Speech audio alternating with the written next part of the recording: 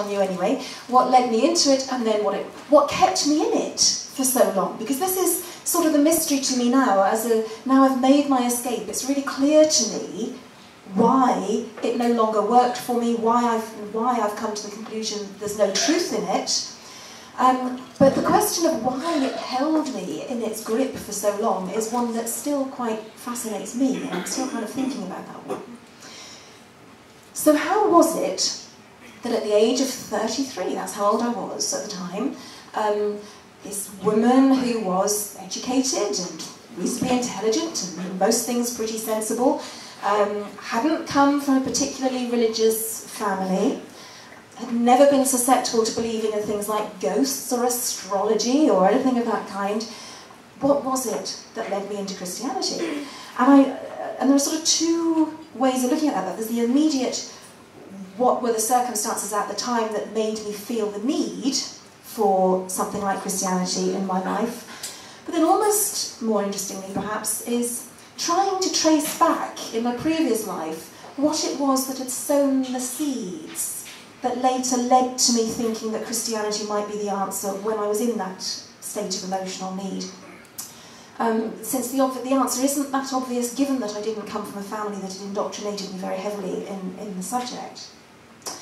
So I'm going to take you on a sort of whiz through my childhood, I suppose, really, to get to that point. Started off going to a perfectly normal infant school. It wasn't a C of E infant school, but like all state schools, it had the obligation, the legal requirement to give us a daily act of religious worship, broadly Christian worship. And I think that was probably my first encounter with the concept of God at all. And I have to say, I'm pretty proud of myself. I survived it pretty well at that point. I showed early promise because they assumed, wrongly in my case, but they assumed that the first year little children going to the school wouldn't know how to read. So they didn't give us hymn sheets. We were just expected to listen and pick it up from the older children, which would have been okay, except that there was one hymn, little children's hymn, that started with the words, crown him, all the little children. And I misheard, and I was lustily singing along at the top of my 5-year-old lungs, drown him, all the little children. And I kind of feel Richard Dawkins would be quite proud of me for that. So that was my first brush. I emerged unscathed. My parents started sending me to Sunday school. My only memory of that really was doing a lot of colouring in, which I wasn't very impressed with. I was never really into all that as a child. Wasn't impressed with that. Was quite won over by the sweets we got at the end of the session, but apart from that, it didn't make much impression. It was just pretty dull. Got a bit older, went to a C of E junior school, and there I suppose they did begin to lay the religion on a bit thicker. We didn't just have our normal daily act of assembly, but every Friday we had an extended assembly which lasted for an hour. And it just went on and on and on. But there was lots of hymn singing, which was kind of fun. I quite liked that. So that wasn't too bad. It's better than PE. But then also, in Lent, for the 4 weeks of Lent, every Wednesday we would be shepherded up to the church that we were affiliated with and made to sit through an hour-long service in a freezing cold Anglican church, and it was so boring. And I didn't listen, I doodled, I imagined, I was off in my own world. I can't say this actually had much of an effect on me, other than to really reinforce the sense that this was just boring. So I don't think we can really trace it back to that. I think that the first time religion actually registered with me was probably at secondary school. I actually grew up not that far away from here, and I went to Aylesbury High School. And when I was in what they called the second year, it was the first year there, but they called it the second year, we had the visit from the Gideons that most schools have inflicted on them at some stage. And this Gideon came in and gave us the full works, gave us the full evangelising session, quite powerful. And then at the end, and this was the bit that did appeal to me, they were handing out the little Gideon New Testaments with the Psalms in the back. I'm sure most people have seen them. Now, I was an avid book person. Books always worked for me. So if someone's giving me a book, that's good news, that's great.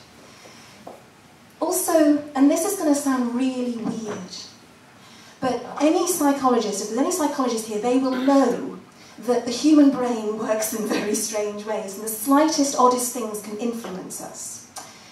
And what this Gideon said to us was that he was giving us this book on the condition that we read a portion of it each day.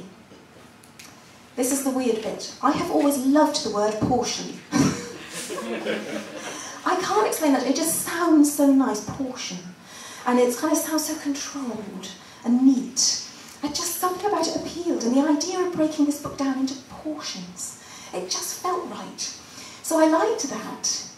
And I liked the fact, that it was the King James Version, because I've always been into language and words and that sort of thing. So I liked the poetry of that. I quite liked not understanding it very much and just letting it flow over me. And I did start off quite seriously for the first few weeks, reading my portion every day. But actually I think the bit that had the effect was that, and I probably shouldn't say this if there's any Christian evangelists here, because I'll give them a clue. In the Gideon Bible, there is a section called Where to Find Help When, and it gives you a list of circumstances in which you might want to find help from the Bible. So where to find help when sick, where to find help when anxious, where to find help when conscious of sin, and all this sort of thing. And from time to time, because we all sometimes feel sick or anxious, not sure about the conscious of sin, but time to time, we all kind of feel like that. And from time to time, I would sort of look and get back into it a little bit.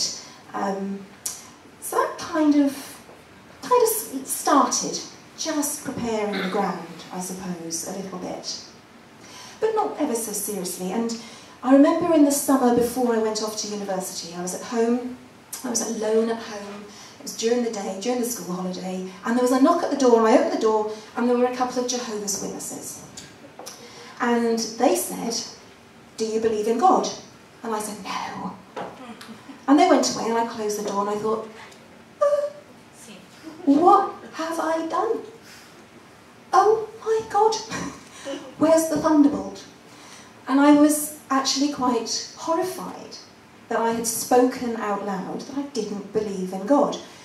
Now, clearly already at that stage, somehow through this quite nebulous journey through my childhood, the idea that you don't do that, and that it's dangerous to do that, that can have consequences not to believe in God, that was obviously already, through this quite mild exposure, that was already clearly there. And I did begin to panic about hell, even though I have absolutely no recollection of ever having been taught about hell as a child. The idea was still there.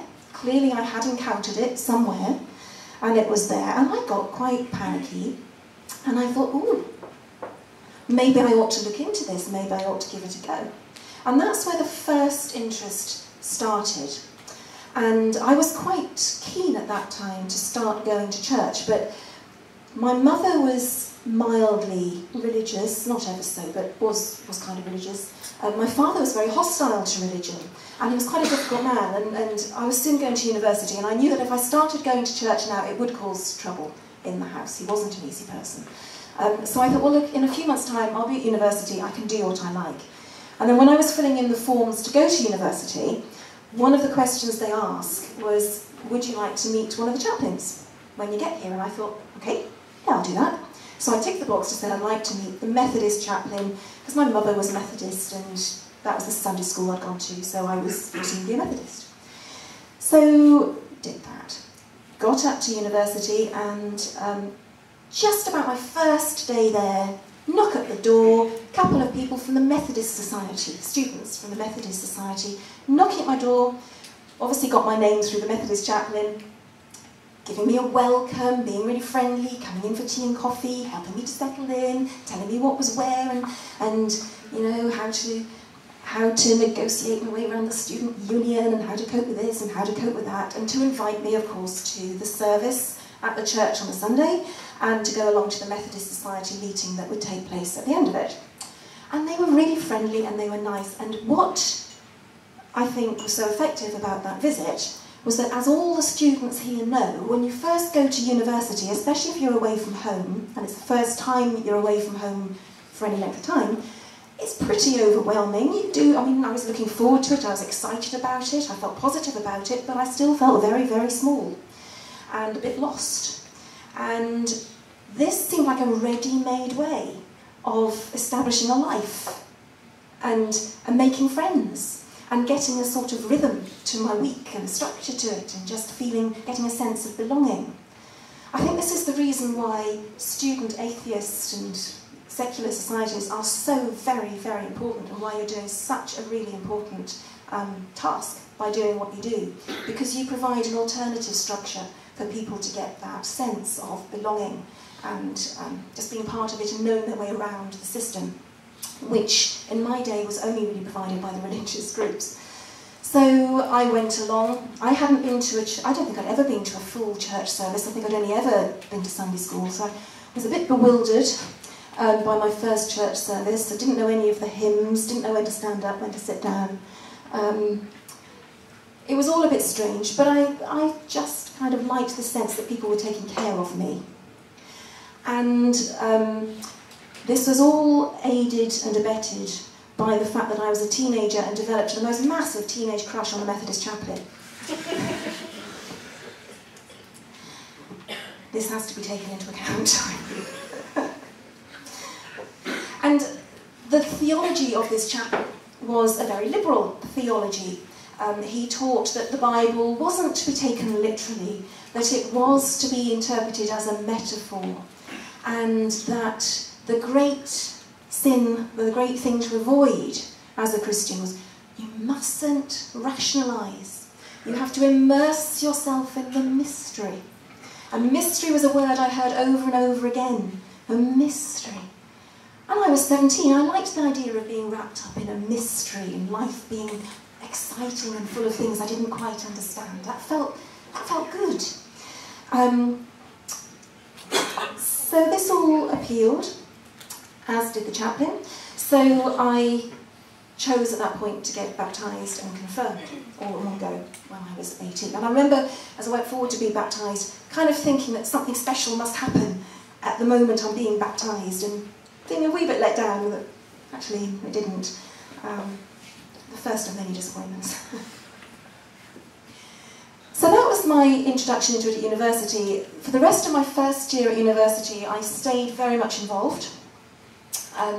It was this structure to the week, it was this ready-made group of friends. I was going to the services, I was going to prayer meeting and Bible study and fellowship groups, and my week was taken up, really. It was, the problem of making friends and finding things to do was sorted. In the second year I got a boyfriend, so it all became less important to me to get involved. I was still involved, but kind of less actively so. The third year I was studying German, so in my third year I was abroad. And in the fourth year I came back, and of course it's a funny thing for language students, because you go away for a year and you come back, and you've kind of missed out on 2 generations almost going through. And the whole atmosphere of the Methodist Society had changed completely. And whereas the last time I'd gone to it, sometime during my second year, it was still a reasonably nice, liberal, friendly, sane group. By the time I got back at the start of my fourth year, it had been invaded by fundamentalists. And it was just bizarre and weird, and I went once and never went back. And at that point, I completely lost interest in religion, and religion remained a complete non-topic for me for the next 12 years. It wasn't that I'd thought it through and come to the conclusion that it didn't stand up to scrutiny or anything like that. There was no thinking about it at all. I just lost interest, it became irrelevant, I was just getting on with living my life and enjoying myself and having fun. That all stopped when I met a chap called Jaime, who was Portuguese. And sorry, this is where it begins to get a wee bit personal, but it's an essential part of the story. I met this guy through work, absolutely fell in love with him, totally devoted to him, and we had about 2 years where he was still in Portugal, I was in the